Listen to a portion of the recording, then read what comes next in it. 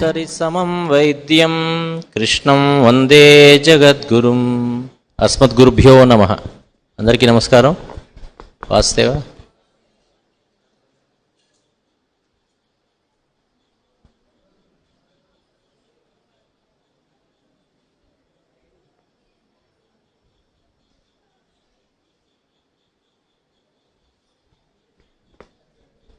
మనకు ఆయుర్వేదం వచ్చేసింది, యునాని వచ్చేసింది, యోగాసనాలు వచ్చేసినాయి, కలర్ థెరపీ వచ్చేసింది, రేడియానిక్స్ వచ్చేసింది, ఐసోపతి హోమియోపతి వచ్చేసింది, ముద్రా థెరపీ ఇంక రావాలి, ఆకుప్రెషర్ రావాలి, ప్రాణిక్ హీలింగ్ రావాలి.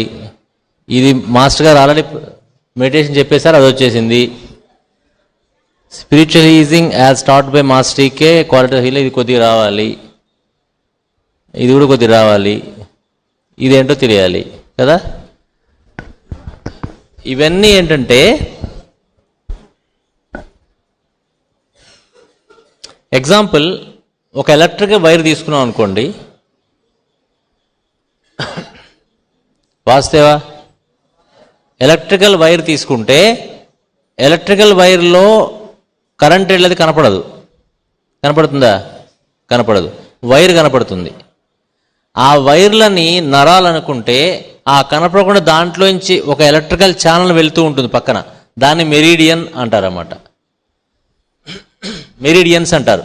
మన శరీరంలోకి శక్తి వస్తుందని చెప్పారు కదా, కాస్మిక్ ఎనర్జీ మన శరీరంలోకి ప్రవేశిస్తుందని చెప్పారు కదా పొద్దున మాస్టర్ కూడా.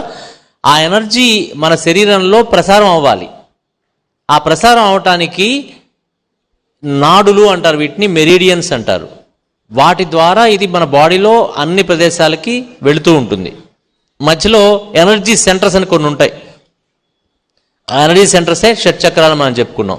ఆ ఎనర్జీ సెంటర్స్లోకి వెళ్ళటం, అదంతా డిస్ట్రిబ్యూట్ అవ్వడం జరుగుతుంటుంది. ఇది ఒక ఎథరిక్ బాడీ అంటారు దీన్ని. ఈ ఫిజికల్ కనపడే శరీరం కాకుండా దీని వెనకన ఈ శరీరం నడవటానికి పనిచేసేటువంటి దాన్ని ఎథరిక్ బాడీ అంటారు. ఎథరిక్ బాడీ అంటే ఏంటి అంటే, దాన్ని మనం ఇక్కడ వైటల్ ఫోర్స్ అనే వర్డ్ ఈజీగా అర్థం కావడానికి వైటల్ ఫోర్స్ అని వాడేస్తాం మనకు మెడికల్ టర్మ్స్లో.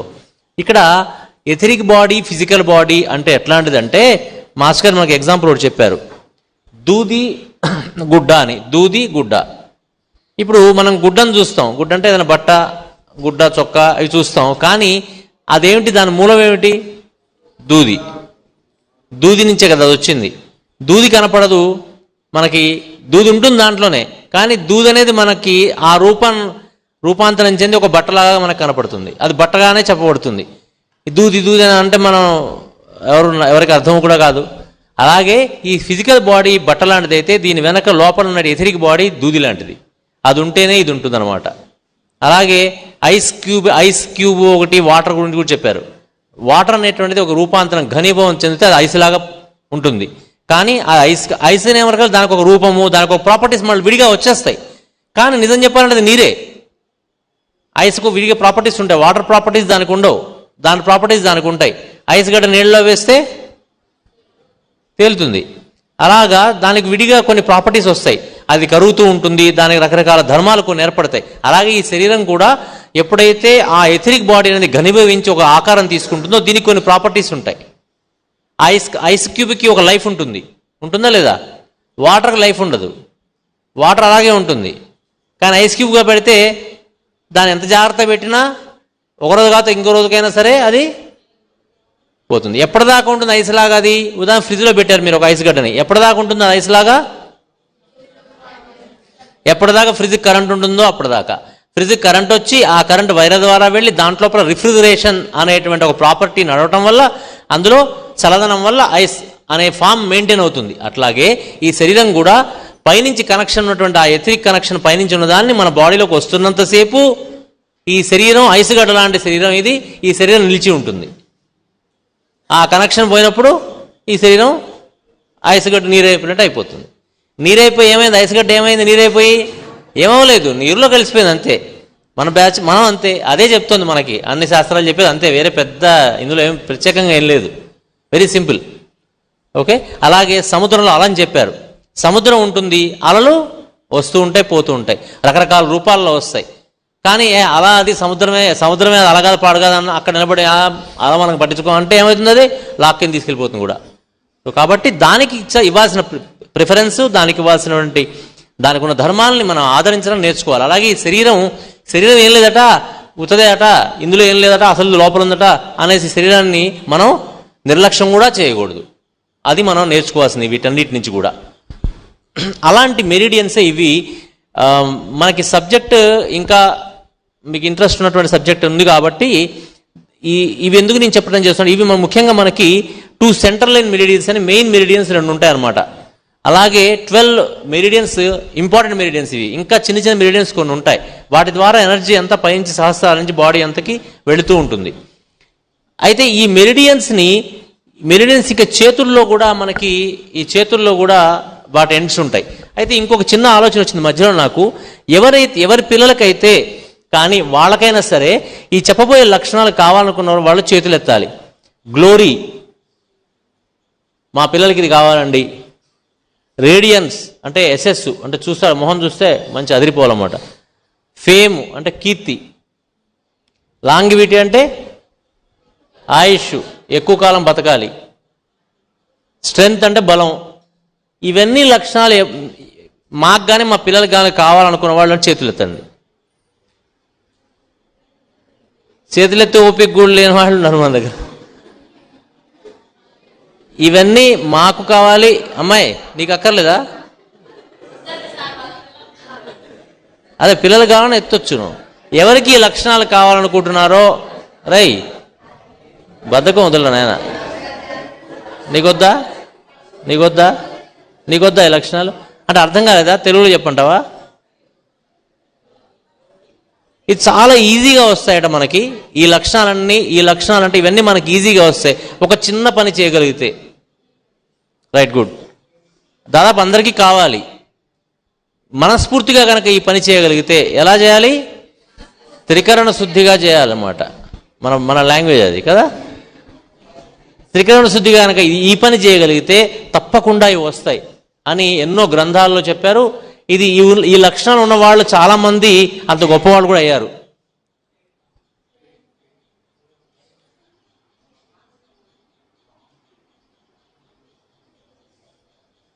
ఇదట నమస్కారం పెట్టం కనుక మనస్ఫూర్తిగా మనం చేయగలిగితే ఎదుటివాడికి ఈ లక్షణాలన్నీ 100% గ్యారంటీగా వస్తాయి.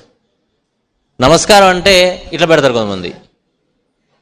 మీరు ఉన్నాడు ఇక్కడ, నమస్తే సార్, నమస్తే సార్ అంటాడు. నమస్తే సార్ అది కాదు. ఇలా నమస్కారం మనస్ఫూర్తిగా పెడితే 100% గ్యారంటీ. మనస్ఫూర్తికి అలవాటు చేసుకోండి. రాశారు, యశస్సో వర్చ సౌ కీర్తి సౌ ఆయు సౌ బలేనచ ప్రణామాత్ లభ్యతే సర్వం ప్రణిపాత ఫలం తతః అని ఎప్పుడో చెప్పారు. 100% గ్యారంటీ. ఎందుకు ఇది చెప్పారంటే ముద్రా సైన్స్లో ఇది ఒక ముద్ర, అన్నిటికంటే ముఖ్యమైన ముద్ర, మనం రోజు నిత్యం చేస్తున్న ముద్ర. ఈ నమస్కారం పెట్టడం అనే లక్షణము ఎదుటివారు కనపడ్డప్పుడు వాళ్ళకి ఇలా నమస్కారం పెట్టడం అనేది చేయాలి. మీరు కరాటే నేర్చుకున్న వాళ్ళు కూడా నమస్కారం పెడతారు కదా, కరాటే కూడా నమస్కారం పెడతారు. ఇట్లా నమస్కారం అన్ని మతాల్లో, అన్ని దేశాల్లో, అన్ని చోట్ల ఉంది. చాలా ఇంపార్టెంట్. ఇది ఒక్కటి వస్తే ఇంకా మిగతా అసలు అవసరం లేదు, నేర్చుకునే పనిలే, అన్నీ వస్తాయి. ప్రణామం చేయటం వలన యశస్సు, వర్చస్సు, ప్రభ అంటే కీర్తి, దీర్ఘాయువు, బలం లభిస్తాయి. ప్రణిపాతం అంటే వినయంగా నమస్కరించడం, నమస్కారం పడేయటం కాకుండా అనేది అన్ని ఫలితాలను ప్రదర్శిస్తుంది. ఇంగ్లీష్లో కూడా ఇచ్చాను ఎందుకంటే టు అండర్స్టాండ్. ఇది నమస్కార ముద్ర అంటారు. ముద్రా సైన్స్ గురించి నేను ఎక్కువ డెప్త్గా వెళ్ళకుండా, ఎందుకంటే మీకు అన్ని చోట్ల దొరుకుతుంది ఇన్ఫర్మేషన్, కానీ ఒక చిన్న చిన్న పాయింట్స్ ఏదైతే మనకి చెప్పడం అవసరమో అవి చెప్తాను.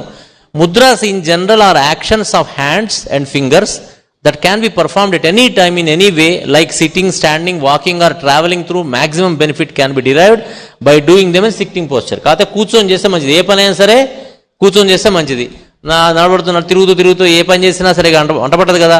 భోజనం చేస్తున్నాం, అలా అటు తిరుగుతూ చేసాకంటే కూర్చొని ప్రశాంతంగా చేస్తే మంచిది. మంచినీళ్ళు తాగాం, కూర్చొని తాగితే మంచిది. ఇవన్నీ లాగా మనం చేసేటువంటి ముద్రలు కూడా కూర్చొని చేయడం మంచిది.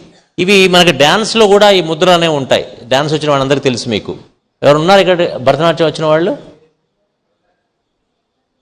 Very good. యాక్చువల్ మీతో వేద్దాం అనుకున్న ముద్రలు, కానీ కొంచెం ముద్రలు వేస్తూ కూర్చొని టైం సరిపోయట్లేదు. మిగతాది ఇంకొంచెం మంచి టాపిక్స్ కొంచెం చెప్పాలనుకున్నా.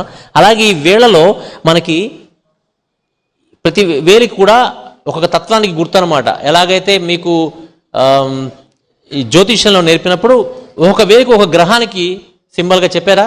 అయిపోయింది, తెలుసుకున్నారు కదా, తెలుసుకుంటారు కూడా.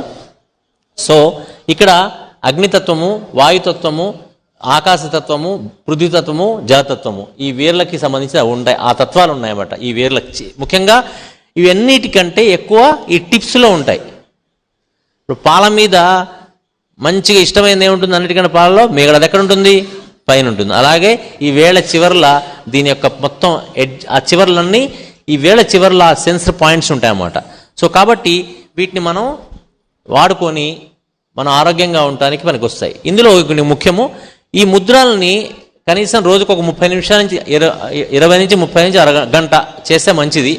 ఆ వ్యాధి ఉన్నవాళ్ళు అన్నమాట, ఆ పర్టికులర్ వ్యాధి ఉన్నప్పుడైతే కనుక మనకు చాలాసార్లు సమయం దొరుకుతుంది. ఉదాహరణ క్లాసులో కూర్చున్నాం, ఏదో ముద్ర వేసుకొని కూర్చోవచ్చు, ధ్యాన ముద్ర వేసుకొని కూర్చోవచ్చు. మనం ప్రేయర్ చేస్తాం 20 నిమిషాలు, అక్కడ ప్రేయర్ ముద్ర వేసుకొని కూర్చోవచ్చు. ఇక్కడ ఒక 3 పాయింట్స్ ఇంపార్టెంట్ ఇది చెప్పి ఆపేస్తాను ముద్ర గురించి. ఇందులో ఏంటంటే ఒక ముద్ర వల్ల ఆ పెట్టిన ఫింగర్ యొక్క పొజిషన్ వల్ల either balancing of that particular element అంటే ఆ భూతం పంచమూర్తి, ఇక్కడ చెప్పాము ఇది ఫైర్ అని చెప్పి, ఇది ఫైర్ అని చెప్పాము, ఇది వాయువు అని చెప్పాము. దానికి కావాల్సినటువంటి ఆ బ్యాలెన్స్ ఏర్పడటం కానీ అది తగ్గటం కానీ ఇంక్రీజ్ అవ్వడం కానీ జరుగుతుంది. మనకు చెప్పారు కదా, గ్రహాలు ఒక్కొక్క స్థానంలో ఉంటే అది నీచ దాని స్థానం నీచ స్థానం అని, ఉచ్చ స్థానం అని చెప్పినట్టుగా ఈ వేలుని గనక మనం ఇక్కడ కనుక పెట్టినప్పుడు, ఇప్పుడు ఈ తమ్ముని ఎక్కడ ఏ వేలికి పెట్టానో ఇక్కడ ఇట్లా కనుక పెట్టినప్పుడు ఆ యొక్క పర్టికులర్ తత్వం ఏదైతే ఉన్నదో ఆ తత్వము బ్యాలెన్స్ అవుతుందన్నమాట.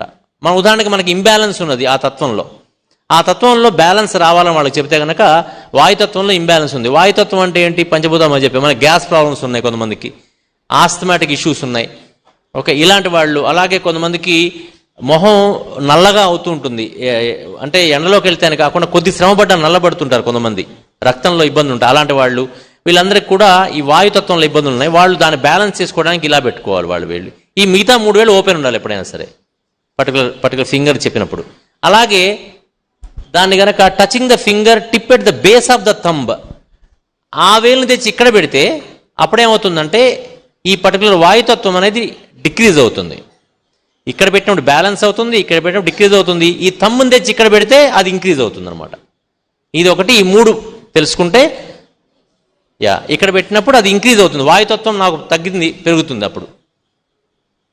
అలాగే కొంతమందికి నిన్న వేణు నాకు చెప్తున్నాను అనమాట, ఏమనంటే దాహం అవుతుంది ఎవరికన్నా. మనకి ఏ వేలికి ఉంది? జల చూడండి అక్కడ సిట్టింగ్ వేలు.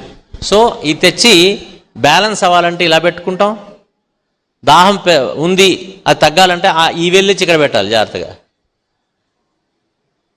అలాగే ఇక్కడ పెట్టుకోవడం బెటర్, బ్యాలెన్స్ అవుతుంది అనమాట. వాటర్ బ్యాలెన్స్ అంటే ఒక చోట్ల ఎక్సెస్గా ఉన్న చోట్ల, తక్కువ ఉన్న చోట్ల బ్యాలెన్స్ అయ్యి బాడీకి వాటర్ సరిపోతుంది అప్పుడు.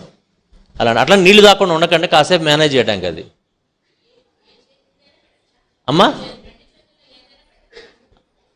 మీకు ఇటు పెడితే బ్యాలెన్స్ అవుతుంది, బ్యాలెన్స్ చేసుకోవాలి. 2 చేతులు పెట్టుకోవాలి, 2 చేతులు ఉన్నవాళ్ళు 2 చేతులు పెట్టుకోవాలి అంతే. అంటే చెప్తున్నా, ఒక్కోసారి ఒక చేయి ఉన్నవాడు ఉంటుంది, రెండింటి పెట్టుకోవడం మంచిది. ఒక చేయి పెట్టి ఒక చేత పని చేసుకుంటే ఉపయోగం లేదు, సర్క్యూట్ క్లోజ్ అవ్వదు. అంటే ఎలక్ట్రికల్ సర్క్యూట్ ఉంటుంది కదా, మంచి క్వశ్చన్, చాలా మంచి క్వశ్చన్ అది. నేను మిస్ అయిన పాయింట్ ఆవిడ గుర్తు చేశారు. ఎలాగంటే కనెక్షన్ మనకి ప్లగ్లో 2 ఉంటాయి చూసారు, దాంట్లో పెట్టే 2 కాదు, అవి 2 ఉంటాయి కదా పాయింట్లో, 2 పెట్టకుండా ఒకటి లేదనుకోండి, అందులో పవర్ వెళ్తుంది కానీ న్యూట్రల్ లేకపోతే వెళ్ళదు. అలా ఎర్తింగ్ అంటారు కదా, అది లేకపోతే వెళ్ళదు. కరెక్ట్, మంచి క్వశ్చన్. ఇది దృష్టిలో పెట్టుకొని ఆ తర్వాత ఆ పెట్టే విధానం ఎలా ఉన్నాడు, గట్టిగా ఒత్తకూడదు అనమాట. పైన ఇలా పెడితే సరిపోతుంది, కనెక్షన్ లాగా అంతే చాలు. గట్టిగా ఒత్తాల్సిన పని లేదు, ఎంత గట్టిగా వస్తే ఇంకా బాగా జరుగుతుంది అనేది ఏం లేదు. స్ట్రెయిన్ అయ్యి వేళ్ళు నొప్పులు వస్తాయి తర్వాత, అంతే. మామూలుగా ఇలా పైన పెడితే ఆనిస్తే చాలు, అంతే. కనెక్షన్ అంతే, కనెక్షన్ ఇవ్వటమే. అంటే మన మైండ్లో ఎలా ఉండాలంటే, నేను ఒక ఎనర్జీ బాడీని, ఈ ఎనర్జీ కనెక్షన్ నేను ఇస్తున్నాను అన్న ఫీలింగ్స్ ఉండాలి మనకి. ప్లగ్ దగ్గర ప్లగ్ పెట్టేప్పుడు ఎంత ఒళ్ళు జాగ్రత్త పెట్టుకొని పెడతామో అలా ఉండాలి మనం చేసే ఏ పనైనా. మన మాట కానీ, మన చేత కానీ, ప్రతి మూమెంట్ కానీ, ప్రతి కదలిక కానీ చాలా కళాత్మకంగా. అంటే వీడు మూవ్ చేశాడు ఇక్కడి నుంచి ఇక్కడికి అంటే దానికి ఒక పర్పస్ ఉంటుంది. మీరు ఉదాహరణకి కొన్ని ఎయిర్ ఫ్లైట్స్లో ఎయిర్ హోస్టెస్లు ఉంటారు, వాళ్ళు మీరు ఫ్లైట్ ఎక్కిన దగ్గర నుంచి చూస్తే వాడు తలిటి తిప్పింది అంటే ఆమె ఏదో పర్పస్ ఉంటుంది. ఏదో తీస్తుంది అక్కడి నుంచి. ఇటు ముందుకు 3 అడుగులు వేసిందంటే ఏదో పర్పస్ ఉంటుంది అక్కడ, టక్కన తీసి ఇట్లా తీస్తుంది అంతే. వాళ్ళకి చాలా అంటే వాళ్ళకి ఎట్లా ట్రైనింగ్ ఇస్తారంటే ఎవ్రీ మూమెంట్ ఆ ఫ్లైట్ ఎక్కిన దగ్గర నుంచి వాళ్ళకు మూవ్ చేశారంటే, అంటే ఈ కాలు ఇట్లా పెట్టారంటే దానికి ఒక పర్పస్ ఉంటుంది అంతే. అట్లా మన జీవితాన్ని మనం ట్రైనప్ చేసుకోవాలి. ప్రతి పనిని అంత కళాత్మకంగా చేయడం నేర్చుకోవాలి. కొంతమంది ఉంటుంది, దాన్నే యోగ సిద్ధి అంటారు. మాస్టర్ గారు చెప్పారు కదా, కార్ డ్రైవింగ్ చేసేవాడు కొత్తలో వాడికి అన్ని వేరే వేరే ఐటమ్స్ లా కనపడతాయి. క్లచ్ నొక్కాలి, క్లచ్ నొక్కాలి, దాన్ని చూసుకొని నొక్కాలి, ఇటు స్టీరింగ్ పట్టుకొని తిప్పాలి, మళ్ళీ ఈ లోపల గేర్ మార్చాలంటే మళ్ళీ గేర్ని ఇక్కడ నొక్కాలి, ఆ గేర్ నొక్కాడు కాలు తీసుకు, ఎన్నో ఉంటాయి పనులు, చాలా కనపడతాయి అవన్నీ. కానీ ఎప్పుడైతే అందులో కౌశలత్వం వస్తుందో, కుశలత్వం వస్తుందో, స్కిల్ వచ్చేస్తుందో, యోగా కర్మ సుకౌశలం అని చెప్తారు సార్. అది వచ్చిన తర్వాత ఏమవుతుంది, ఆ కర్మ సుకౌశలం అయిన తర్వాత వాడికి ఏమవుతుంది, ఆటోమేటిక్గా అసలు వాడు డ్రైవ్ చేస్తుంటే వాడికి తెలియని కూడా తెలియదు. ఇక్కడి నుంచి విజయవాడ దాకా వెళ్ళినా కూడా నేను డ్రైవ్ చేశాను, ఎన్నిసార్లు క్లచ్ నొక్కానా, అన్నిసార్లు ఇది చేశానా తెలియదు కదా, చూసారా. అలాగే ప్రతి పని కూడా మనం, అలాగే స్త్రీలు కొంతమంది వంట చేసినా ఇంట్లో పని బోర్డంత పని చేస్తారు, బోర్డంత పని, కానీ వాళ్ళు అసలు ఆ పని చేస్తున్నట్టు మనకి లెక్క ఉండదు, వాళ్ళకి లెక్క ఉండదు. అది కర్మ సుకౌశలం అంటే. అట్లా ఆ పని చేయటం అనేది మనకి, ప్రతి పని మనం ఆ విధంగా చేయటం కనుక నేర్చుకున్నట్లయితే అసలు వాడి జీవితం అంటే మాట కూడా, ఒక మాట మాట్లాడాడంటే ఒక పర్పస్, ఒక పని చేస్తే పర్పస్. ఈ రకమైన ట్రైనింగ్ మనకి మనం ఇచ్చుకుంటూ పోవాలి. జన్మతః కొంతమందికి వస్తుంది, కానీ మనంతట మనం దానికి ట్రైనప్ చేసుకుంటూ పోవాలి. ఇవన్నీ ముద్రలు. మీరు ఇది నేను పీపీటీ పెట్టేస్తాను, చదువుకోవచ్చు. కొంచెం ఇంపార్టెంట్ పాయింట్ డిస్కస్ చేద్దాం అనేసి ఇవన్నీ మీరు అది ఏవేళ్ళు, ఇదే కదా వాయు ముద్ర, అది వాయు అని చెప్పాం కదా. ఇది ఎక్కడేం చేస్తున్నాడు, ఇక్కడ పెట్టలే పాయింట్ టిప్తో లెక్క మనకి. ఈ పైన నొక్కి పట్టాడు, టిప్, ఈ వేలు ఎక్కడికి వచ్చింది, టిప్కి వచ్చింది. అంటే ఏంది, వాయువుని తగ్గిస్తుంది అన్నమాట. అట్లా పాయింట్ అదనమాట, టిప్ లెక్క మనకి. ఇవన్నీ ఇంకా చాలా ఉంటాయి ముద్రలు, జస్ట్ శాంపుల్ కోసం అలా చూపించాను మీకు. మనం ఇది ఇంకొకటి ఆక్యుప్రెషర్ కూడా ఏంటంటే, మన చేతుల్లో అన్నిట్లో కూడా ఈ నర్వ్ ఎండ్స్ ఉంటాయి. మన అన్ని నరాలు ఎక్కడైతే బాడీలో అన్ని నరాలు ఎక్కడ ఉంటాయి, అన్ని ఎండ్స్ ఇక్కడ ఉంటాయి, మన అరచేతుల్లో ఉంటాయి. అందుకనే చేతులు ఏదైనా నొప్పి వచ్చిన కొంతమంది చేతులు కాళ్ళు నొక్కించుకుంటే ఆ శక్తి వస్తుంది బాడీలో. అరికాళ్ళు ఇలా పాదాలు నొక్కించుకుంటే వాళ్ళకి శక్తి వస్తుంది. ఎందుకంటే పాదాల్లో కూడా అన్ని పాయింట్స్ ఉంటాయి. ఆ పాయింట్స్ అన్నిటికన్నా మనం ప్రాపర్గా ప్రెస్ చేసుకుంటే అలాగా మనకి ఇవన్నీ కూడా దాని పాయింట్స్ అన్నమాట, వేరియస్ పాయింట్స్ అవి. ఒక వీడియో ప్రెస్ అయ్యో దీని ఆన్ చేయనా, వీడియో ఉన్నారు ఎవరన్నా అక్కడ? జస్ట్ ఒక శాంపుల్ లాగా ఎలా చేయాలని. ఉదాహరణకు అక్కడ ఉందనుకోండి, అది లెఫ్ట్ లో బాగా డ్రగ్స్ అంటే, అది ఆ లెగ్కి లెఫ్ట్ లెగ్, అది లెఫ్ట్ లెగ్లో లెఫ్ట్ లంగ్ ఉంటుంది, రైట్ లెగ్లో రైట్ లంగ్. ఆ ప్రాంతంలో ఇబ్బంది ఉంటే అలా మనం దాన్ని కొంచెం ఇలా చేతితోని ప్రెస్ చేసుకుంటూ ఉండాలి. ఇలాంటి వాటి వల్ల డబ్బులు పోయేది లేదు, తప్పకుండా ఆరోగ్యం చేకూరుతుంది. మనం వాడుతున్నటువంటి ఔషధం ఏదైతే ఉందో దాని యొక్క పవర్ ఎన్హాన్స్ అవుతుంది అనమాట. ఆ మందుల యొక్క పవర్ ఎన్హాన్స్, ఎందుకంటే మన యొక్క శరీరంలో వైటాలిటీ ఇంప్రూవ్ అవుతుంది. ఇదంతా వెన్నెముక.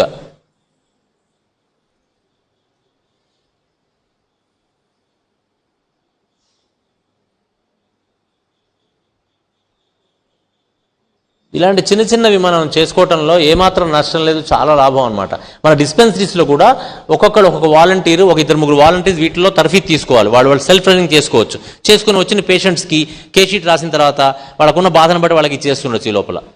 అలాగే సాయి సంజీవని నేను చెప్పాను, మీ అందరికీ కూడా దాని అడ్రస్లో పెడతాను. ఇంట్రెస్ట్ ఉన్న వాళ్ళు తెప్పించుకోవచ్చు.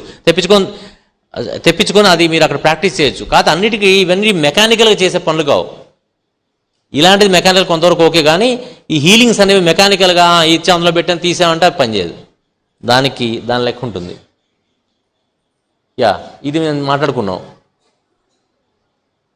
ఇది ఒక వీడియో పెట్టినా, దీన్ని ఆడియో కూడా వస్తుందా? ఉన్నారా ఎవరన్నా? వాళ్ళు ఎవరు లేరా? పెట్టోసారి ఆడియో వస్తుంది చూద్దాం. కింద ప్లే ఉంటుంది. ఆడియో రావట్లేదు. సరే వాళ్ళని బాబు ఆడియో రావట్లేదు, నువ్వు తెలీదా నీకు? A company that made low cost scooters and almost all of which was. ఇదేంటంటే చాలా ముఖ్యంగా చాలా జాగ్రత్తగా వినండి అందరు కూడా. ఆయన ఎవరంటే బజాజ్ స్కూటర్స్ ఉన్నాయి కదా, బజాజ్ కంపెనీకి ఎండి గారు ఆయన. బజాజ్ కంపెనీ స్కూటర్ మీకు తెలియదేమో, మా నాన్నగారు అప్పుడు మా చిన్నప్పుడు బజాజ్ స్కూటర్ ఇంటి ముందు ఉందంటే వాడు మహారాజు అనమాట. అటువంటి షాన్ ఉన్నది బండి బజాజ్ అంటే అది ఉంటే.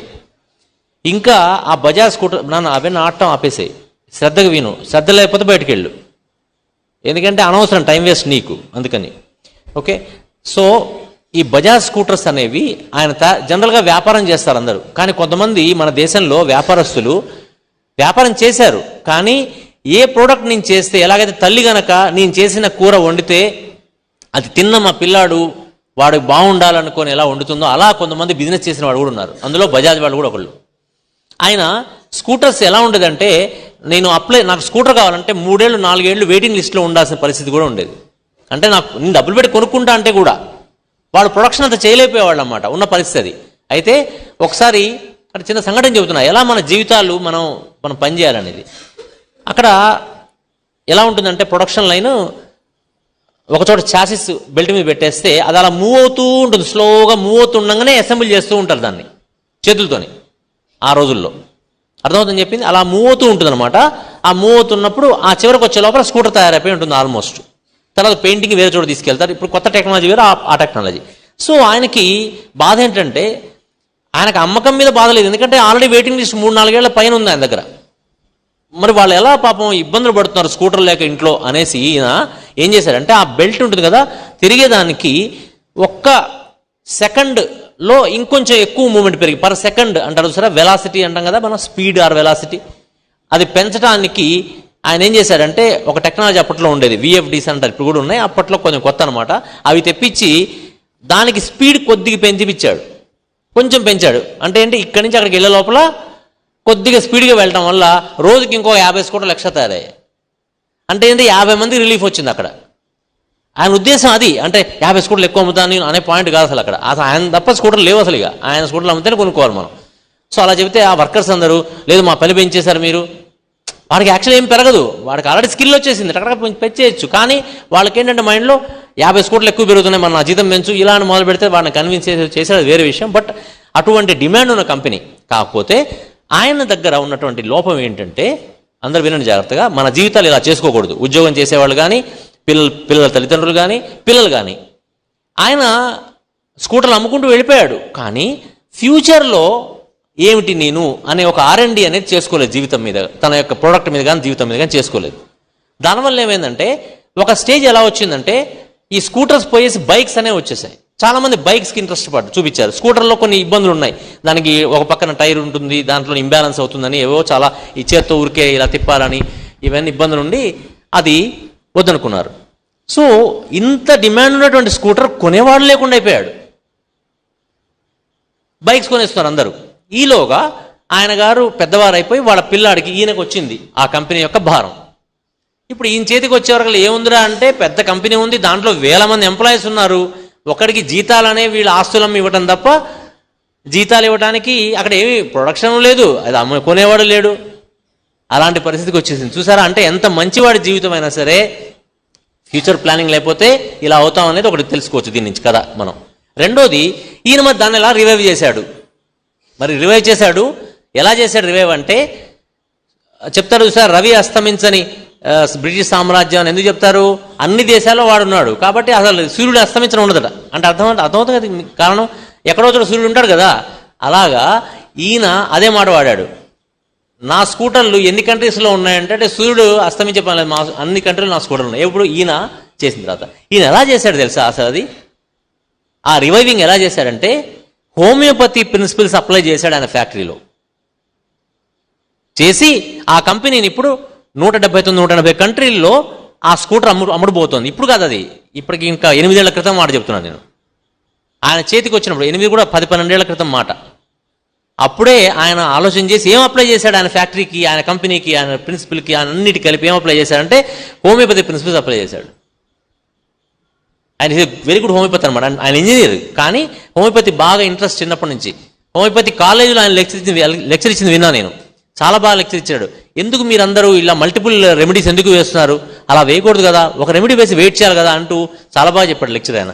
అందులో ఈ లెక్చర్ నేను ఎందుకు చెప్పి పెట్టానంటే, జాగ్రత్తగా వీని అర్థం చేసుకోగలిగితే పిల్లలు, ప్రోగ్రెసివ్ థింకింగ్ ఉన్న వాళ్ళు ఎవరికైనా సరే, ఇక కొంతమంది కొంతమంది మనుషులు పుట్టుకతో వృద్ధులను శ్రీ చెప్తాడు. సరే అట్లాంటి బ్యాచ్ ఉంటే నేనేం చేయలేను, కానీ ఎవరికన్నా కొద్దిగా ఫైర్ ఉంటే లోపల ఇలాంటివి వింటే జీవితం మారిపోతుంది మంది. ఏది విన్నా సరే అది మన జీవితాల్లోకి ఎలా మనం తీసుకొచ్చుకోవాలనేటువంటి మెంటాలిటీ ఎవరికైతే ఉంటుందో వాడికి ప్రతి క్షణం డెవలప్మెంటే, వాడిని ఎవడూ ఆపలేడు. ఆ రియలైజేషన్ ఎప్పటిదాకా రాదో వాడి జీవితం వాడు సర్వనాశనం చేసుకుంటాడు. దాంతోపాటు ఆ తల్లిదండ్రులు వాళ్ళు ఏడ్చేస్తే ఏం చేస్తాం మనం, వాళ్ళని ఏమీ చేయలేం. ఒక మాట చెప్పలేని పరిస్థితి పిల్లలకి, వాళ్ళకి బుద్ధి లేదు, చెబితే అర్థం కాదు. కాబట్టి ఎప్పుడో ఒకసారి రియలైజేషన్ రావాలంటే నాకు చాలా బాగా అనిపించింది అన్నమాట ఈ వీడియో. తను ఎలా హోమియోపతిని జీవితంలో తెచ్చుకున్నాడు, ఈ హోమియోపతి ప్రిన్సిపల్స్ని ఎలా మన జీవితంలో తెచ్చుకోవాలని ట్రై చేయండి. వినటానికి ఇంగ్లీష్లో ఉంటుంది అది, ఆంజన్ అన్నది. ఒక నిమిషం, ఇది ఎప్పుడంటే ఎందుకు చెప్తానంటే కొంచెం ముందు వెనక కట్ చేశాను నేను, ఎందుకంటే టైం లేదు. సో ఆయన ఒక పెద్ద అక్కడ రాసింది నాస్కామ్ అని మన దేశంలో ఉన్నటువంటి అందరు ఎంటర్ప్రెన్యూర్స్ అందరూ ఒక మీటింగ్లో కూర్చున్నారు. 3 days సమిట్ జరిగింది. అక్కడ ఏంటంటే వాళ్ళ ఎక్స్పీరియన్సెస్ చెప్పాలి. ఎవరు అది కూర్చున్న అందరూ కూడా పెద్ద పెద్ద కంపెనీ ఎండీస్ అంటే ఓనర్స్ తప్ప చిన్న బచ్చగాళ్ళు కాదన్నమాట. అటు ఐఏఎంస్ నుంచి కూర్చున్న వాళ్ళు, అలాంటి వాళ్ళందరూ కూర్చొని ఒక సమావేశం పెట్టుకున్నప్పుడు వాళ్ళ ఎక్స్పీరియన్స్ చెప్పాలి. చెప్తున్న దాంట్లో ఈయన చెప్పిన మాటలు ఇవి అనమాట. ఇది బ్యాక్గ్రౌండ్. ఓకే ఆంజనా అన్నది sold only in this market. The Bajaj Auto that I am part of today, 25 years later, I would like to believe is known as a company that makes high-tech motorcycles, and almost half of which are exported across the world, including to the US, to Europe, Japan, etc. So while I will say no more about Bajaj Auto, but my management approach at Bajaj has been driven by my two passions for homeopathy and for yoga. So I am going to really go out on a limb here and talk to you about the science of homeopathy and the practice of yoga, and more specifically about 7 principles I learned, especially from homeopathy, that have helped me do my job better. See, I like to start, since the theme is simplification, what do we need to do as managers? A, there is a problem we need to recognize. B, we have to analyze the problem. C, we have to find a solution. And D, we have to implement the solution. It's as simple as that. Now let me tell you what I believe is the analogy between homeopathy and management. A good homeopath deals with patient symptoms as much as we as managers deal with business failures. That is our meaning of the problem. Both of us make sometimes, as a patient and as a manager, we make the mistake of assuming the problem is because of the outside world. I am sure yesterday you have only talked about Trump and Brexit. This is like a patient telling a doctor. మీకు సరిగా అర్థమవుతుందో లేదో కొద్దిగా మళ్ళీ ఒకసారి disturb చేస్తున్నా, అది ఒకసారి అర్థం కాకపోవచ్చేమో. జనరల్గా ఏమని చెప్తున్నాడు అక్కడ అంటే, ఆయన నా కంపెనీని రివైవ్ చేయడానికి 7 ప్రిన్సిపల్స్ హోమియోపతి నుంచి నేర్చుకున్నాను, యోగా నుంచి నేర్చుకున్నాను అని చెప్పాడు. చెప్పి ప్రతి సమస్యకి ఏంటి, మనిషికి ఏంటి రోగం వస్తుంది, అలాగే నా కంపెనీకి ఒక రోగం వచ్చింది. హోమియోపతి వాడు ఏం చేస్తాడు, సిమ్టమ్స్ అని స్టడీ చేస్తాడు, కేషీట్ రాసి. అలా నా సిమ్టమ్స్ అని స్టడీ చేశాను నా కంపెనీవి. You understand? తర్వాత ఇక్కడ ప్రాబ్లమ్స్ అన్నీ మనం సామాన్యంగా ఈ వైద్య వృత్తిలో ఉన్నటువంటి 99% మంది అనుకునేది ఏమిటంటే, ఇక్కడ వచ్చి మనకు కూడా చెప్పబడింది ఏమిటంటే, మనకున్న సమస్యకు గల కారణం బయట ఉన్నది అనుకుంటున్నాం. ఆ బ్యాక్టీరియా వచ్చి నాలోకి రావటం వల్ల వచ్చిందనో, లేకపోతే ఇంకా లౌకిక జీవితంలో కూడా వాడు ఇలా చేయటం వల్ల నీలా ఉన్నానో, ఏదో సినిమాలో బ్రహ్మానందం అంటాడు, మా తాత కనుక ఆ రోజు అలా చేయకపోయి ఉంటే అని చెప్తుంటాడు వాడు ఊరుకురికే. అంటే మనం చేయకపోగా వాడెవడో చేయకపోవడం వల్ల వీడెవడో చేయకపోవడం వల్ల బాగుండలేదనే ఒక అభిప్రాయంలో మనం ఉంటాం. ఎలాగైతే నిన్న విజయవాడ వచ్చిందా అన్న టైపులో మనం ఎప్పుడు మన జీవితాన్ని మన చేతిలో పెట్టుకోకుండా వేరే వాళ్ళ జీవితంలో పడేస్తూ ఉంటాం. వాడి వల్ల ఇలా అయ్యాను నేను, వీడి వల్ల ఇలా అయ్యాను అని. వాడి వల్ల బాగుపడితే పర్వాలే, కానీ పాడైపోయిన దానికి ఎదుటి వాళ్ళ మీద వేస్తుంటాం. ఇక్కడ మనకు వచ్చే శరీరంలో వచ్చే రోగాన్ని కూడా మనం బయట నుంచి వచ్చింది అనుకుంటున్నాం. కానీ ఆయన ఏం చెప్పాడంటే, ఈ రోగము అది ఎక్స్ప్లెయిన్ కూడా చేస్తాడు. 10 మందికి అక్కడ స్వైన్ ఫ్లూ వచ్చిందంటే ఆ గదిలో 30 మంది ఉంటే 10 మందికి ఎందుకు వచ్చింది, మిగతా వాళ్ళకి ఎందుకు రాలేదు మరి అంటే అర్థం ఏంటంటే, ఆ స్వైన్ ఫ్లూ ఆ వైరస్ అనేటువంటిది వాళ్ళలోకి వచ్చి కూర్చోటానికి ఉన్నటువంటి ఒక ఇమ్యూనిటీ లాసో సంథింగ్ ఏదో ఒక ఇబ్బంది వీళ్ళలో ఉండటం వల్ల కదా ఆ వైరస్ వీళ్ళలోకి వచ్చింది. కాబట్టి జబ్బు ఎక్కడుంది, వీళ్ళలో ఉంది. It is not outside, it is inside. Similarly the problem is within my factory where I have to correct. I need not to copy the other people's models and other people's things అని చెప్పాడు. ఇది మన జీవితానికి ఎంత పనికి వస్తుంది చూడండి. సామాన్యం మనం అలా చేయం. వాడు ఇట్లా చదువుతున్నాడు, వీటిలో చదువుతున్నాడు, వాడేం చేస్తున్నాడు, వీడేం చేస్తున్నాడు, వాడేం కొనుక్కున్నాడు, వీడేం కొనుక్కున్నాడు, వాడు ఉద్యోగం చేశాడు. కానీ మనం ఒకటి పుట్టాము దానికోసం, మనకు పర్పస్ కోసం ఉన్నాం అనే దాన్ని ఆలోచించకుండా మన జీవితాన్ని పాడు చేసుకుంటుంటాం. Anjaneya I am not well because I have swine flu because of the virus. Swine flu గురించి But the patient does not ask himself why the neighbor or the colleague who is smelling the same air doesn't have the problem. He doesn't realize he has swine flu because his immunity is weak. It has less to do with the virus, it has more to do with his vitality. In the same way, why is it in the aviation sector, a sector which is known to be very difficult, Indigo does so well, for example, and Kingfisher does so badly? I jokingly tell people it is because in Kingfisher there is no business model, there are only models. But joke అర్థం కాదు. but having said that, point I am trying to make is we have to look inside before we look outside. Analysis.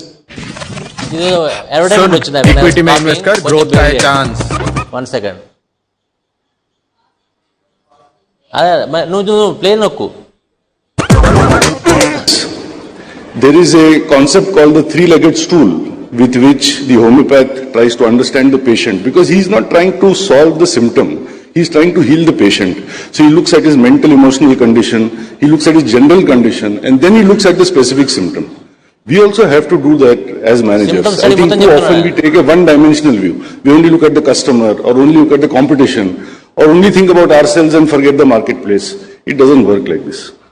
The solution, the most important thing in homeopathy is to find what is it in that person that makes the person who he is.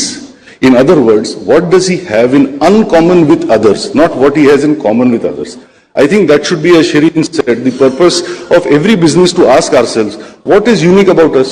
Otherwise, there is no reason for us to exist. So what is that D factor, the differentiator that we bring to the marketplace? And finally, in terms of implementation, the reality is, implementation is an ongoing process of improvement. In homeopathy, it is called posology, how you give one dose after the other to the patient. You don't give it Posology. mechanically like in allopathy. Take this for 5 days, 3 times a day. It doesn't work like that. You say, take one dose, come back to me after 1 week, we'll talk again. I think it's the same in management. You take an initiative or you start something and you review it and you improve it as you go along. So to me, it made a lot of sense to strike this comparison. Next, please. Now, if management at the end of the day, simplistically speaking, is about a idea and a implementation, here are 3 principles I'd like to share with you of homeopathy as far as ideas go that I found to be very useful. The first principle and the most important principle is that of individualization. As I said, what makes me Individualization. who I am is who I am. For example, in Bajaj Auto's case, we are a motorcycle manufacturer. It's not unique to be a motorcycle manufacturer, but we are neither vertically organized as some of our competition is, i.e. brands like BMW, Ducati, KTM, nor are we horizontally organized, or in fancier words, we don't have a horizontal architecture like a Honda or Yamaha does with 200 brands out there. We have a diagonal architecture, 10 brands, starting with a brand called Boxer we sell in Africa for no more than $350, to the brand KTM we sell in developed markets for as much as 10 times that price. And despite addressing this entire spectrum, we are able to deliver a 22% EBITDA, which is like double the industry standard at the end of the day. So there is something unique, something individualized about our business model that helps us to do that.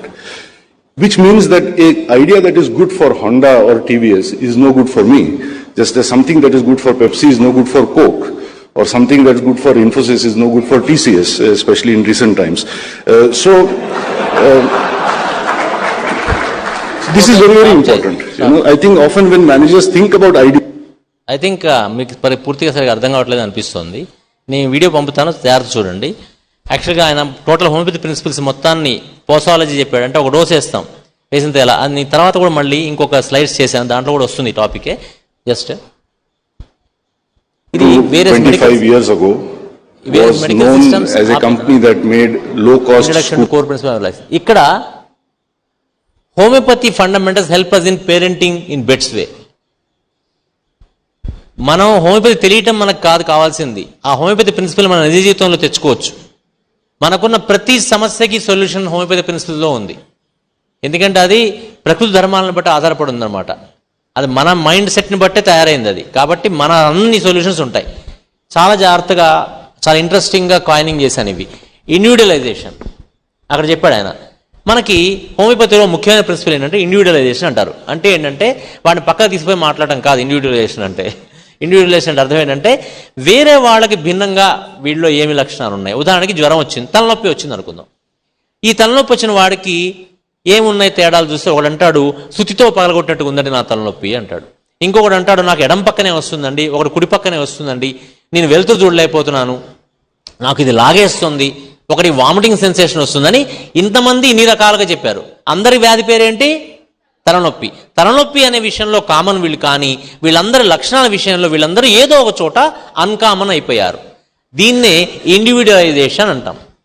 అలాగే మనకున్న పిల్లల్ని కూడా, మనకున్న సమస్యల్ని కూడా individualise చేసి చూడాలి. అంటే అర్థం ఏమిటంటే దాంట్లో అసలు ఎక్కడుంది కీ, ఏమిటి ఇక్కడ ఉంది అనేది చూసే దృష్టి మనకు కావాలి. అలాంటి లక్షణాలు మనకుంటే, మనకి ఇద్దరు పిల్లలు ఉంటే ఇద్దరు పిల్లలకి కామన్గా తోసేయకండి ప్రిన్సిపల్స్. ఎవరి యొక్క లక్షణాలు వాళ్ళలో ఉంటాయి. మనం బాత్ ఎగ్జాంపుల్, ఒక కోడిగుడ్ల గురించి చెప్పిన ఎగ్జాంపుల్ చెప్పినప్పుడు పెంచిన తల్లి ఒకటే అయినా సరే బాతులానే బిహేవ్ చేసింది, కోడిపిల్లనే బిహేవ్ చేస్తుంది కదా. కాబట్టి ఈ పిల్లలు కూడా ఒక బేసిక్ ఇన్స్టింక్ట్ తీసుకొని పుడతారు. మనందరం కూడా మనకు కొన్ని లక్షణాలు పుణికిపుచ్చుకొని పుడతాం. అదే విషయం ఒక తల్లికి పుట్టినా సరే ఒకళ్ళకి ఎర్ర రంగు ఇష్టం అయితే అదే చెల్లికి పచ్చరంగు ఇష్టం అవ్వచ్చు, ఒకళ్ళకి కారం ఇష్టం అయితే ఇంకోటి స్వీట్ ఇష్టం అవ్వచ్చు. అలాగే మనస్తత్వాలు కూడా చాలా తేడాలు ఉంటాయి. ఇవి తెలుసుకొని తల్లిదండ్రులు కనుక బిహేవ్ చేయగలిగితే అప్పుడు ఆ పిల్లలకి మనం హోమియోపతి వైద్యం చేసినట్టే ఇండివిజువలైజ్ చేయాలి. ఫస్ట్ అక్కడ ఏం రాసింది చూడండి, every child is a unique being with their own inner nature and rhythm. Rhythm కూడా ఉంది వర్డ్ ఇక్కడ. చాలా అన్ని పదాలు ఎలా వాడామంటే ఏవి కూడా వదిలిపెట్టడం లేదన్నమాట. అలాంటి ఇంపార్టెంట్ వర్డ్స్ అవన్నీ. Recognise and respect the child's individuality, their pace of learning, emotional expression and interests. Don't have fixed ideas and stick to your own impressions. Avoid comparisons. Your sister was more obedient.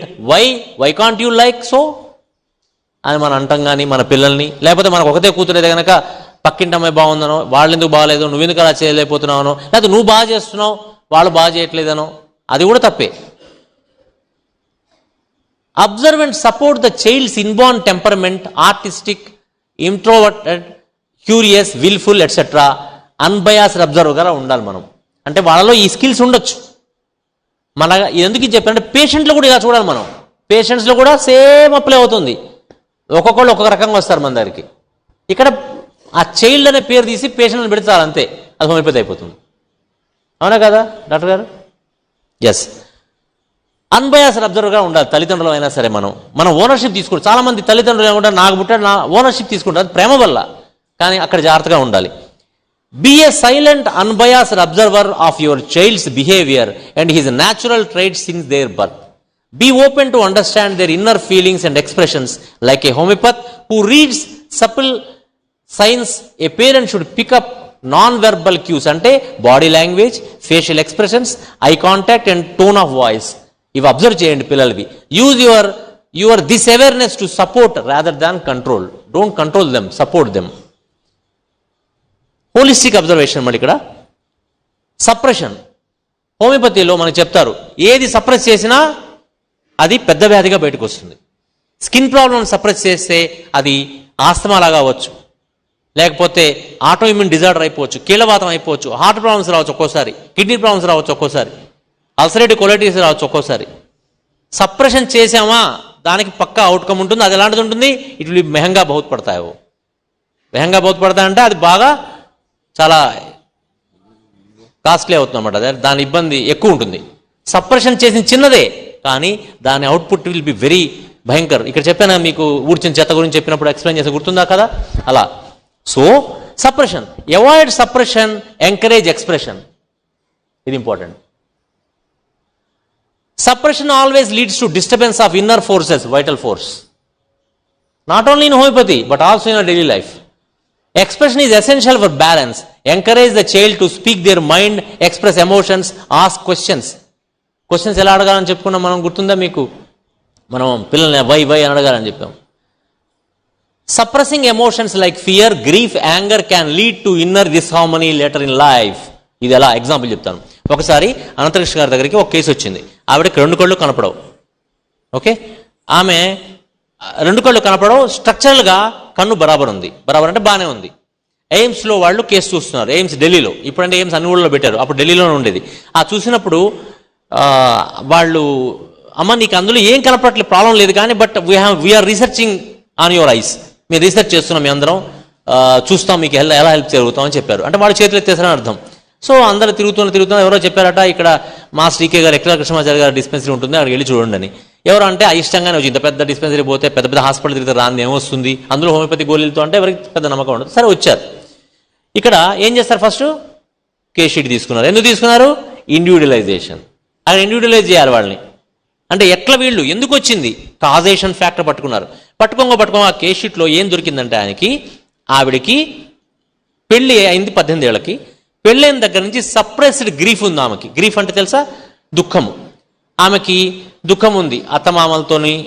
అది నేను అత్తమామలు తప్పను. ఎప్పుడు పంచదార తీయగుంటుందా?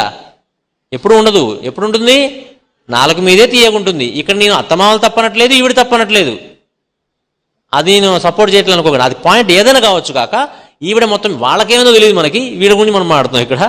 ఆ అత్తగారు మామకి ఏమో తెలియదు కానీ వీళ్ళ సంగతి చెబుతున్నా. ఈవిడికి ఏదో దుఃఖం ఉండేది. ఆడపిల్ల అక్కడికి వెళ్ళినప్పుడు తల్లిదండ్రులు నార్త్ ఇండియాలో అత్తమామలు ఏమని పిలుస్తారు తెలుసా? ఏమని పిలుస్తారు? మమ్మీ పాప అని పిలుస్తారు. అమ్మ నాన్న అని పిలుస్తారు వాళ్ళు. అత్త మామని పిలవరు. For kind information. మేరా బేటీ అని చెప్తారు వాళ్ళు. మనం కన్ఫ్యూజ్ అయిపోతాం. ఇది బేటీ అంటారు, అది బేటీ అంటారు, అది అట్లా ఉంటుంది అక్కడ. వీళ్ళు కూడా అమ్మ నాన్న పిలుస్తారు. మేరా పాపకు థోడా తబియత్ సైనే అంటారు. అరే అవునా, ఎప్పుడు ఘర్ కబ్ జా రహే హో, ఘర్ మే తో హూ మే అంటారు. అంటే తెలుగు హిందీలో మాట్లాడంటే ఇంటికి ఎప్పుడు వెళ్తున్నావు అంటే నేను ఇంట్లోనే ఉన్నా కదా అంటారు. అంటే అత్తగారింట్లో ఉండి. మా నాన్నగారికి బాగాలేదని చెప్తారు. నాన్నగారు అంటే మనం మరి విజయవాడలో విశాఖపట్నం కాదు, ఎక్కడ వాళ్ళ మామగారికి బాగాలేదు, మా అత్తగారు బాగాలేదు అనరు, మా అమ్మకు బాగాలేదు అంటారు. ఇది ఇలా మనం అదొక గొప్ప విద్య. మన అలా అకామిడేట్ కాగలగాలి. మనకు చాలా మంది దరిద్రం ఏంటంటే వాడికి 50 ఏళ్ళు 60 ఏళ్ళు వచ్చినా సరే రోజు వాళ్ళ అమ్మతో ఫోన్ చేసి గంట సేపు మాట్లాడుతూ ఉంటారు. మంచిదే, మాట్లాడొచ్చు, వాళ్ళ అమ్మకు మాట్లాడచ్చు, వీళ్ళతో కూడా మాట్లాడచ్చు. కానీ అవన్నీ ఏదో రాంగ్ వేలో వెళ్ళిపోతాయి ఈ మధ్య, అందుకని గొడవలు ఎక్కువ అవుతున్నాయి. సరే, ఈవిడికి కూడా ఇలా సప్రెషన్ ఆఫ్ గ్రీఫ్ ఉండేది. ఓకే, ఆ గ్రీఫ్ ఉండి అనే పాయింట్ పట్టుకొని మాస్టర్ గారు ఏం చేశారంటే ఇగ్నిషియా 200 మందు ఒకటి ఇచ్చారు, ఒకటే డోసు. సింపుల్ అంతే. అక్కడ ఏమి కళ్ళు కనపడవా, అమ్మో ఎయిమ్స్ వాళ్ళు చేయలేదా, అయితే ఇదేదో ఉంటుంది, దీనికి ఏం మంది వేద్దాం అని మొత్తం తొవ్వి తీసి ఏదో వేలే. సింపుల్గా ఆమెకి ఇండికేటర్ రెమెడీ వేశారు. వేసిన తర్వాత మళ్ళీ 15 రోజులతో రమ్మన్నారు, 4 రోజులతో రమ్మన్నారు. ఆవిడకి ఏదో వేసుకుంది కానీ అంత ఏమో అనుకున్నారు, ఏదో కొంచెం ఒక హోప్ ఉంది కానీ బట్ నాట్ సో గుడ్. ఆయన తర్వాత నెల తర్వాత వచ్చిన తర్వాత ఆమె ఏదో కళ్ళ ముందు నాకు ఫస్ట్ విజిట్లో ఏం లేదన్నారు. ఆయన మందే మార్చలేదు, వీళ్ళు అలాగే ఉంచారు. తర్వాత మళ్ళీ వచ్చినప్పుడు కళ్ళ ముందు నాకు ఏదో చికాకు అట్లా అవుతుంది అన్నది. మళ్ళీ ఇగ్నిషియా 200 రిపీట్ చేశారు. ఇంకో 2 నెలల కళ్ళు వచ్చేసినాయి ఆమెకి. ఎందుకు వచ్చినాయి కళ్ళు? అయితే కళ్ళు కనపడే వాళ్ళకి మందేంటి కాదు. దేని మందు? ఇగ్నిషియా సప్రెస్డ్ గ్రీఫ్కి. ఇక్కడ పెట్టాను పాయింట్, ఇక్కడ ఫియర్ అండ్ గ్రీఫ్. అలాగే ఇంకా చెప్పుకున్న పోతే చాలా ఉంటాయి. చాలా మజా వస్తుంది కానీ టైం లేదు మనకి. ఓకే, మీ కోపం వస్తుంది. సో ఇక్కడ మన పిల్లాడు కూడా అలా తయారవ్వకూడదు. ఆ గ్రీఫ్ని కానీ, ఆ దుఃఖాన్ని కానీ, ఆ భయాన్ని కానీ సప్రెస్ చేసుకొని వాడు పేషెంట్గా తయారవ్వకూడదు. తర్వాత అది పేరెంటింగ్ అంటే ముందు మనకి విద్వత్తు, మనకి ఏమీ లేకపోవడం వల్ల వాళ్ళని పెంచలేక ఏడిచి వస్తున్నాం మనం. కానీ నిజం చెప్పాలంటే అంత కష్టమైన పని కాదు అది. అంత కష్టమైన పని అయితే 20 మంది 30 మందిని పెంచలేదు కాదు పూర్వం. మా అమ్మమ్మ గారి ఇంటికి వెళ్తే మొత్తం వాళ్ళు మా అమ్మమ్మ గారి వాళ్ళకి 14 మంది పిల్లలు, 14 మంది తలా ముగ్గురు. అందరూ ఎండాకాలంలో పోయేవాళ్ళం. 14 మూడు ఎంతరా? అది వీడంటే ఎంత అంటే అట్లా ఉంది 42 వద్దులే. సో అంతమంది పిల్లలు వెళ్తే అందరికీ అన్నాలు వండి పెట్టేది, అందరికీ రకరకాల పిండి వంటలు చేసి పెట్టేది. అది మన దమ్ము. మనం ఇప్పుడు ఈ సురోమని మనుషులు ఉంటే దేశం గది బాగుపడిన పరిస్థితులు మనం ఉన్నాం. అది పరిస్థితి. మన ప్రాబ్లం ఇది, నాట్ ది చిల్డ్రన్. వాళ్ళు అప్పుడు అంతే, ఇప్పుడు ఇంతే. సో కాబట్టి టోటాలిటీ ఆఫ్ సిమ్టమ్స్ అర్థం చేసుకోవాలి మనం. పేషెంట్ వస్తే వాళ్ళ టోటాలిటీని అర్థం చేసుకోవాలి. టోటాలిటీ ఆఫ్ సిమ్టమ్స్ అంటే అర్థమైంది అసలు మీకు? మా అనంత్ గారు చెప్పినప్పుడు టోటల్ సిమ్టమ్స్కి టోటాలిటీ ఆఫ్ సిమ్టమ్స్ తేడా చెప్తారా?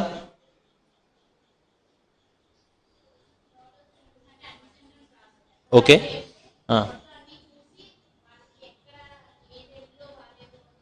అంటే ఉదాహరణకు వచ్చింది చెప్తాను, ఎందుకంటే మంచి చెప్పుకుంటే తెలుసుకుంటే మంచిదిగా, తెలుసుకుని పడేస్తే ఓ పని అయిపోతుంది. ఓకే, ఎగ్జాంపుల్, నేను ఒక లక్షణాలు రాస్తున్నాను. 2 కాళ్ళు ఉన్నాయి, 2 చెవులు ఉన్నాయి, 2 కళ్ళు ఉన్నాయి, కళ్ళ మీద కళ్ళరెప్పలు ఉన్నాయి, దాని నల్ల వెంట్రుకలు ఉన్నాయి,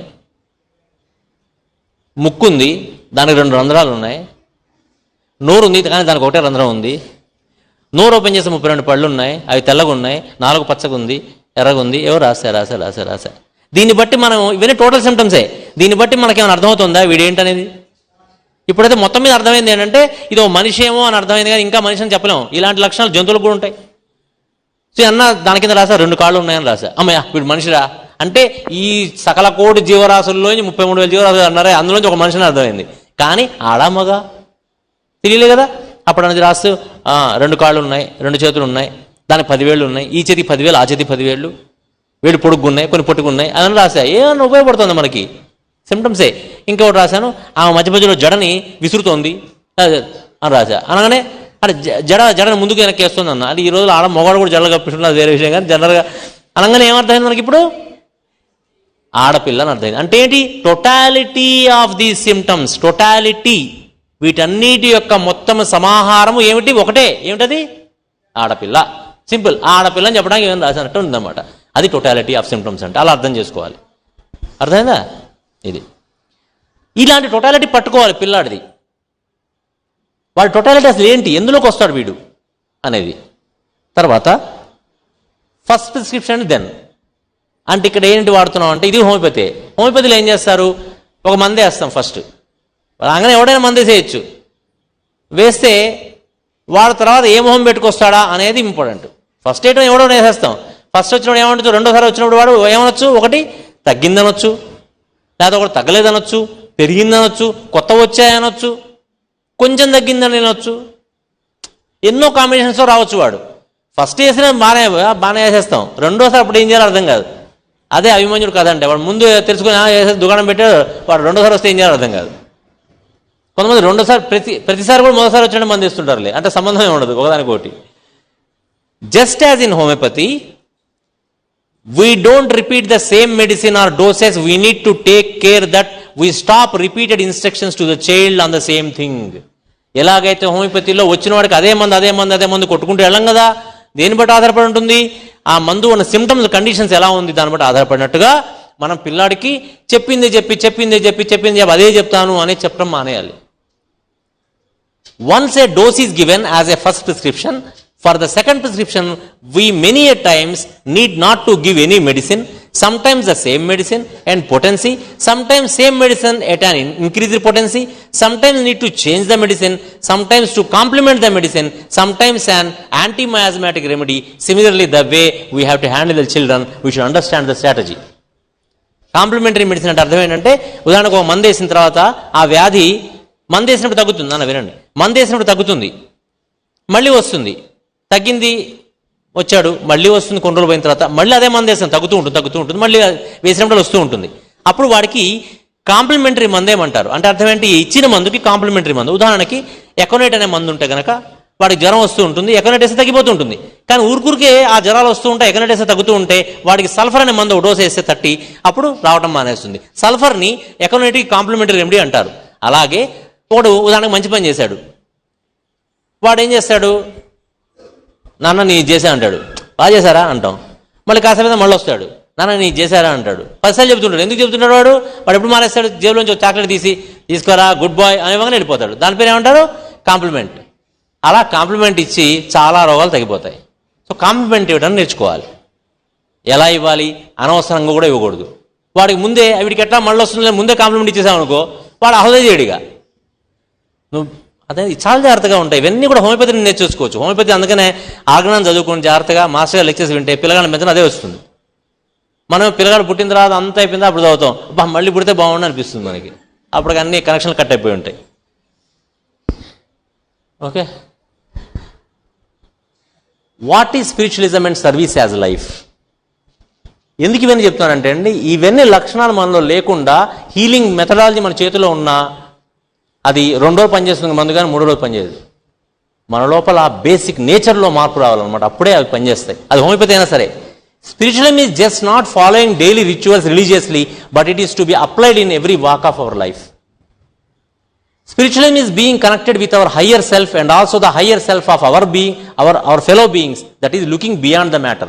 ఒక మనిషిని మనం చూసినప్పుడు ఆ మనిషిగానే కాకుండా వాడి లోపల అంతరాత్మను చూడటం, అంటే వాడి లక్షణాలని, వాడి యొక్క ఎందుకు ఇలా బిహేవ్ చేస్తున్నాడు, వాడికి ఎందుకు ఇలా ఉన్నాడని చూడు మనకి వస్తే కనుక హోమియోపతి వైద్యంలో కూడా సక్సెస్ అవుతాం, మన జీవితంలో కూడా సక్సెస్ అవుతాం, మన ఉద్యోగంలో సక్సెస్ అవుతాం, వ్యాపారంలో కూడా సక్సెస్ అవుతాం. లేకపోతే మనం రూట్ కాజ్ని చూడటం అలవాటు చేసుకోం. నేను కొంచెం స్పీడ్గా చెప్తున్నాను ఎందుకంటే ఉరకాలని. All such acts of our lives will help us to strengthen our vitality. Even in our offices, businesses, we need to practice the principle of service. Understand what not to do, rather what to do. What not to do is important than what to do. ఉద్యోగం చేసినప్పుడు ఎలా చేయమన్నారు? ఉదాహరణకి నేను ఒక power ప్లాంట్లో ఉద్యోగం చేస్తాను అనుకున్నాం. ఒక పవర్ ప్లాంట్లో నేను పవర్ జనరేట్ చేస్తాను. నేను ఉన్నంతసేపు ఆ 8 గంటల షిఫ్ట్లో పవర్ జనరేట్ అవుతుంది. ఆ పవర్ కొన్ని వేల ఇళ్లకి, కార్ఖానాలకి, హాస్పిటల్స్కి అన్ని చోట్లకి వెళ్తుంది. నేను పవర్ జనరేట్ చేస్తున్న 80% ఎనఫ్ ఫీల్ అవ్వాలంటే నేను ఇక్కడ ప్రొడ్యూస్ చేసే పవర్ వల్ల ఇళ్లలో పిల్లలు పుస్తకాలు తీసి చదువుకుంటున్నారు, టీవీ చూసి ఆనందపడుతున్నారు, హాస్పిటల్స్లో ఆ పవర్ వల్ల సర్జరీ చేసి పేషెంట్ రక్షించబడుతున్నారు, కార్ఖానాస్ అంటే ఫ్యాక్టరీస్లో చాలా ప్రొడక్షన్ జరిగి అక్కడ మన దేశానికి అభివృద్ధి జరుగుతోంది, వీధి లైట్లు వల్ల అందరూ క్షేమంగా ఇళ్ళకి చేరుతున్నారు అనుకుంటూ నేను ప్రొడ్యూస్ చేసి ఎంత మజా వస్తుంది? నాదా ఫ్యాక్టరీ కాదు, కానీ ఆ 8 గంటలు ఎంత మజా తీసుకోవచ్చు, మనం ఎంత ఆనందాన్ని పొందొచ్చు ఆ వృత్తి చేసేటప్పుడు. అలాంటి వాడి యొక్క quality of work output the best ఉంటుంది. ఎందుకంటే వాడికి ఒక క్షణంలో వీడికి 1,000 మంది 1,00,000 మంది కనబడతారు వాడు కళ్ళెదురుగా. నేను చిన్న పొరపాటు చేస్తే ఇంతమంది ఇబ్బంది పడతారని. అవునా? అదే ఇంకొకరు కూడా పనిచేస్తున్నాడు, వాడి షిఫ్ట్లో కూడా ఎప్పుడూ ట్రిప్ అవ్వలేదు. ట్రిప్ అంటే ప్లాంట్ పడిపోలేదు, ఆగిపోలేదు. కారణం ఏంటి? కానీ వాడు ఎందుకు అలా చేస్తున్నాడంటే, మా బాస్ తిడతాడు నన్ను, మా బాస్ నాకు ప్రమోషన్ ఇవ్వడు, జీతం కట్ చేస్తాడు అనే భయానికి చేస్తున్నాడు. వాడి షిఫ్ట్లో కూడా అవుట్పుట్ అలాగే ఉంది, నా షిఫ్ట్లో అవుట్పుట్ అలాగే ఉంది. కానీ ఇక్కడ నేనేం ఆలోచించుకొని చేస్తున్నాను? ఒక సేవలాగా. దీన్ని సేవా ధర్మం అంటారు. ఉద్యోగంలోనే మనం సేవగా భావించేస్తున్నాం, దాన్ని సేవా ధర్మం అంటాం. ఆ మొదటివాడు చేసేదాన్ని జీతం అంటాం. నీకు ఎక్స్పీరియన్స్ ఉందా, సర్వీస్ ఉందా? మనకు సర్వీస్ ఉందని చెప్పుకోవడం ధైర్యం కావాలి. సర్వీస్ ఉందంటే దీని సర్వీస్ అని చెప్పన్నారు మాస్టర్ గారు. అలాగే ఒక టీచర్ కానీ, ఏ వృత్తి చేస్తున్న వాడైనా సరే, ఒక వ్యాపారం చేస్తున్న వాడైనా సరే, ఇందా చెప్పే బజాజ్ ఆయన ఎలా వ్యాపారం చేశాడు? ఆయన ఎంతసేపటికి ఏం ఆలోచించాడు? అరే ఈ స్కూటర్లు తగ్గిపోతే వాళ్ళకి స్కూటర్ ఇంట్లో లేకపోతే ఇబ్బంది పడతారా, తొందరగా స్కూటర్ తయారు చేయండి రా అన్నాడు ఆయన. అలా మనం బిజినెస్ చేసినా కూడా బ్రహ్మాండంగా ఉంటుంది. ఏ చిన్న బిజినెస్ చేసినా సరే, ఏ పని చేసినా సరే, ఇలా మనం జీవితంలో తీసుకొచ్చుకోవాలి. చాలా బాగానే చెప్పాను ఇవాళ. ఎంత టైము? 5 అయిందా? గుడ్, బాగా కవర్ అయిందండి. రేపు కొన్ని ఇవన్నీ చిన్న చిన్న పాయింట్సే చెప్పేసి ఇవన్నీ కూడా మీకు వచ్చేసినాయి. ఇది ఒక ఇంపార్టెంట్ పాయింట్స్ నేను డిస్కస్ చేయాలనుకుంటున్నాను. ఇవి చేసిన తర్వాత మిమ్మల్ని వదిలేయచ్చు బయటికి. అంటే అర్థమేనంటే అంతా చెప్పిన తర్వాత ఇవి చెప్పకపోతే ఏమవుతుందంటే మనకు అహంకారం వస్తుంది, మనకు వచ్చిందని. లేకపోతే రియల్ స్పిరిట్ ఆఫ్ హీలింగ్ కానీ రియల్ స్పిరిట్ ఆఫ్ సర్వీస్ తెలియకుండా ఏ పని చేసిన ఉపయోగం లేదు. రేపు మనం మాట్లాడదాం. అలాగే ఓకే, ప్రాణిక్ హీలింగ్ ఎలా చేయాలని కూడా ఒకటి ఉంటుంది, అది కూడా రేపు చెప్తాను. టైం లేదు కాబట్టి. Vasudeva, thank you.